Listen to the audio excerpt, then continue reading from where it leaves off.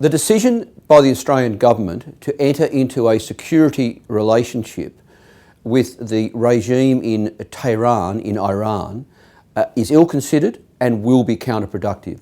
This is, after all, one of the most ruthless and untrustworthy regimes of any country anywhere in the world.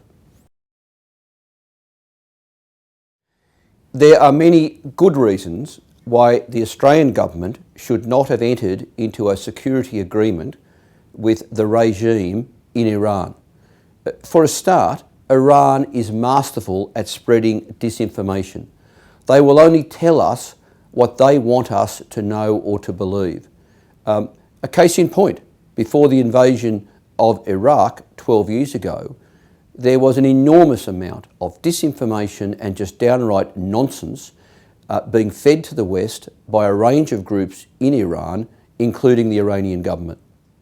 Another very important aspect of this is that Iran relies on torture to obtain intelligence from people.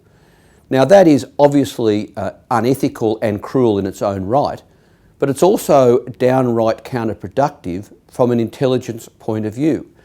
History shows us that people will say whatever you want them to say when they're being tortured because they want the torture to end.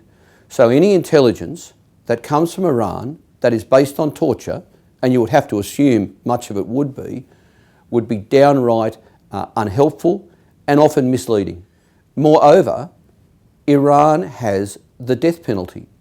So that means that if Australia is to give them the names of someone who we suspect is involved with Islamic extremism, chances are those people will be rounded up and put to death.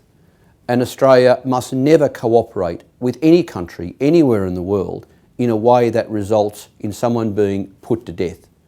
Ultimately, of course, this is an agreement between two countries, and in both cases it's all about self-interest. For Australia, the government wants the theatre of being seen to be on the front foot and be working in a strong way against religious extremism. On the Iranians' part, it's all about trying to find a back door into Western intelligence material, and it's also about collecting information on dissidents in the Middle East, opponents of the regime in Tehran, people that they would go after, not because they're mixed up with religious extremism, but because they're an opponent of that regime. Regrettably, Australian politicians are not good at learning from history.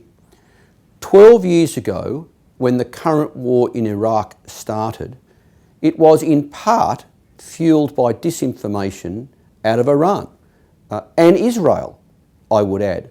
We need to learn from that. We need to learn not to enter into security agreements with countries that can't be trusted, that will spread us disinformation, that obtain their intelligence through torture, that have the death penalty and will apply that against people we might bring to their attention. So again, the government is out of step with the community.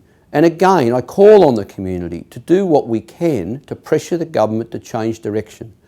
So please, meet with your local Member of Parliament, ring up Talkback Radio, write a letter to the paper, make the point as loudly and as clearly as you can that the government is again out of step when it comes to security, and they need to change their direction. And in particular, they must pull back, they must withdraw from this security agreement with the regime in Tehran.